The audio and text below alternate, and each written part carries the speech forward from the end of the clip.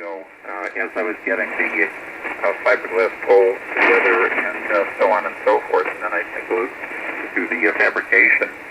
And I had a lot of other things going on and so forth, so I didn't really have a lot of time at one sitting. So I broke it up a little bit here, a little bit there, and so forth.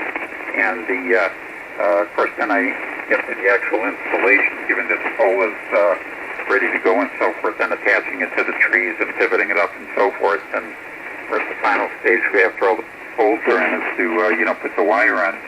And what I'm going to do is, after I get all the poles up, I'm going to have to attach insulator on each pole, and then what I'll do is I'm going to put some mason line that I've got is the bright green, and I'll put that through all the insulators and raise it up and see how much bend there is on the poles and if there's any additional tree limbs that need to be done away with or trimmed and so forth. So yeah, it's been an endeavor, I guess the way to say it is. And my primary, there's actually two reasons why I did that. One, so that we might be able to talk on 80 meters if 40 was not suitable. And then I wanted to get a little better coverage for the net and so forth that I operate with. And, that antenna is a little bit higher, but more importantly, it's like 2 wavelengths long. And that's supposed to bring the radiation angle down from 90 degrees to about 45 degrees. So in theory, it should give me a wider coverage locally, I guess is the best way to say it. Now, whether that's true or not, we'll have to see, but I'll do the AB comparisons on the air. And also I'm going to try to watch out for whether or not there are interactions between the two antennas. Based on previous experiences, I know there's going to be interaction. The question is just how much. So I guess I yacked enough about that. Hi. Let me turn it back to you there, Mark, see if I still copy. An APEP from K9SQG. Yeah, this is an APEP with K9SQG.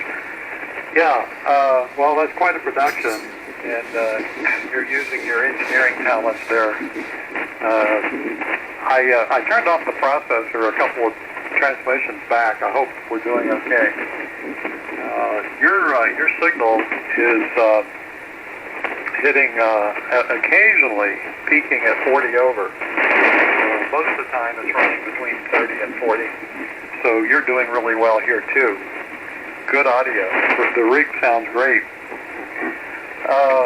Yeah, there was something else. Let's see, what was it that I was going to mention? Oh, I know.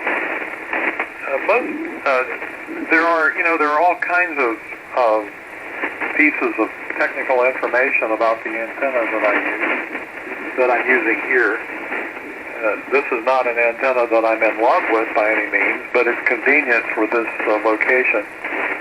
And most of the articles that seem to be quite knowledgeable or are written by people that seem knowledgeable indicate that you treat this antenna just like a dipole, and it basically has the same radiation patterns on the various bands that a multi-band dipole would have, or if you're using a dipole in a multi-band situation.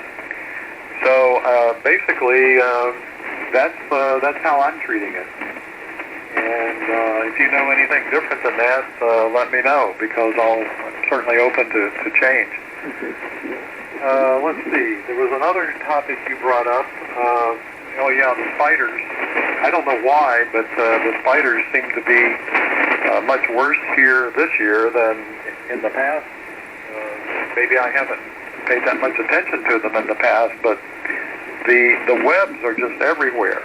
And in fact, continues to get worse in the fall, like it often does, this place could be a real mess. And I could understand you wanting to keep the spiders out of things. One of our pest control people, well, more than one, said basically most of the spiders you want to keep. You don't want to destroy them because they destroy other bugs that we don't like that are even worse pests than the spiders are. So I keep that in mind whenever I'm trying to get rid of insects around here. But I don't know. This could be a fall that changes my mind. So, the other question was, and I'm changing topics here several times, just to cover some of the things that we discussed earlier in email. If you'd want to bring your dogs with you, that's perfectly fine with us when you come over. If you think the dog can make the trip, but I understand if you want to leave him with your daughter there, that makes sense too. So just feel free to do whichever you decide. Okay, fine. Well, thank you for that invite. I'll keep it in mind. I have to think about that. He doesn't do well in the car necessarily. Sometimes he does, sometimes he doesn't. It's really hard to know. When I take him to the groomer, it could go either way. Incidentally, when you turn your processor off, unless you would have told me that, I didn't notice it. I think you have to turn it on and off for me to get it to see. But when you had the processor on, you must have sounded natural and still had plenty of punch and so forth. And your command, like I say, roughly 25 over. Occasionally there might be a little beat higher than that.